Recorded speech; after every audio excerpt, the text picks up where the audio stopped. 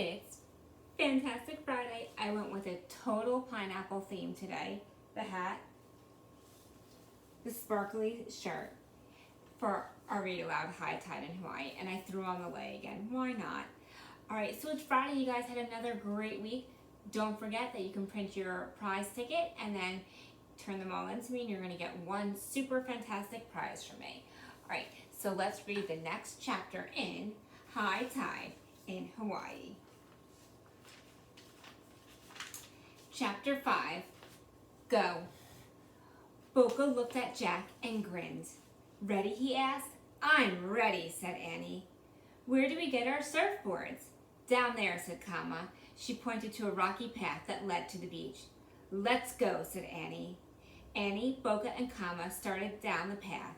Jack followed, moving slowly and carefully. When he stepped onto the beach, Jack slipped off his shoes. He dug his toes into the dry, warm sand. It felt as soft as silk. Actually, I wouldn't mind just taking a walk on the beach, he said to the others. But no one seemed to hear. They all had walked over to a row of wooden surfboards propped against the rocks. Boca picked out a long board and lugged it over to Jack. For you, he said. Jack took the board and looked up at it. It was as tall as his dad. Isn't this a little big for me, he asked. Boca shook his head. He chose a board for Annie. Then he and Kama grabbed a couple for themselves. There they are, ready to go surfing. Jack took a deep breath. I'd like to read a little bit about surfing first, he said. He put his board down and pulled out the research book. What is that? Asked Kama. It's a book, said Jack. It tells you about things. How does it talk? It doesn't talk, said Annie. You read it. Kama looked confused. Jack, forget the book now, Annie said. Let's just do what Boca and Kama tells us. She headed for the ocean, lugging her board. Jack sighed and put the book away. He left his pack in the sand, picked up his board, and followed the others.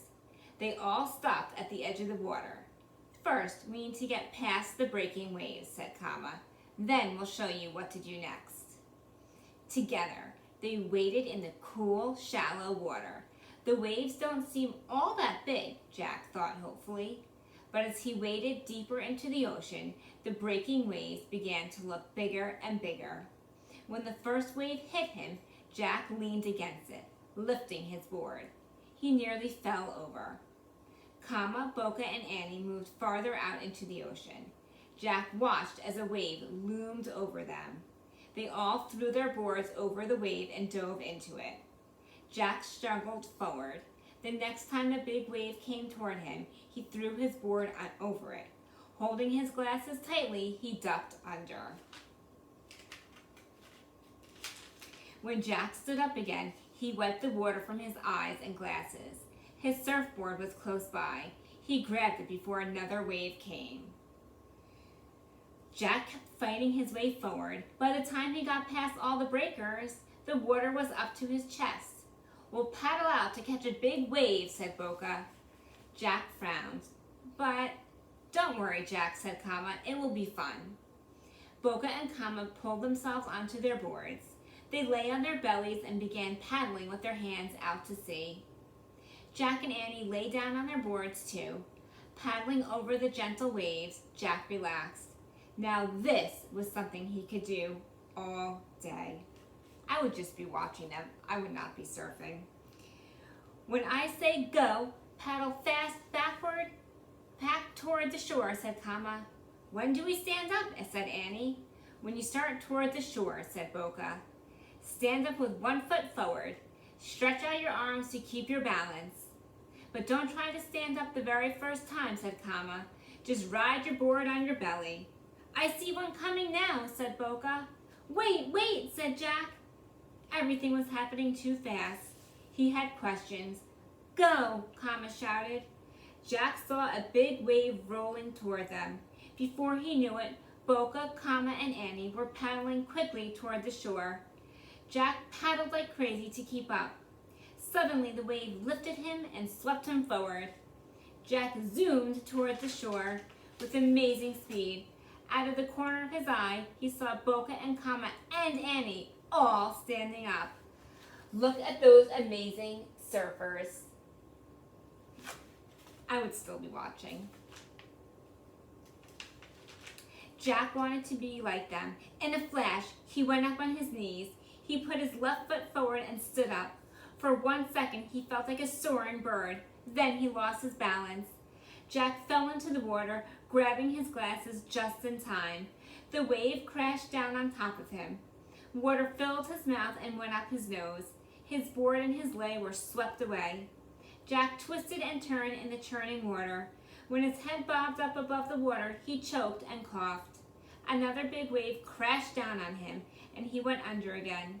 When he came up, he plunged forward, desperately trying to get to shore. Again and again, Jack was thrown down and slammed by breaking waves. But each time, he got up and hurled himself closer to shore.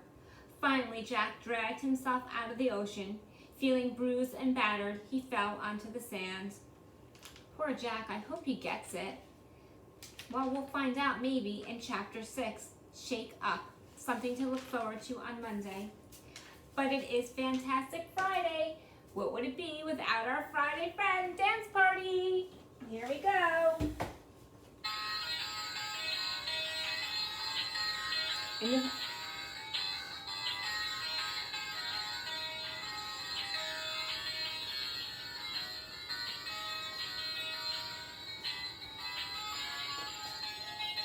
Come on, guys.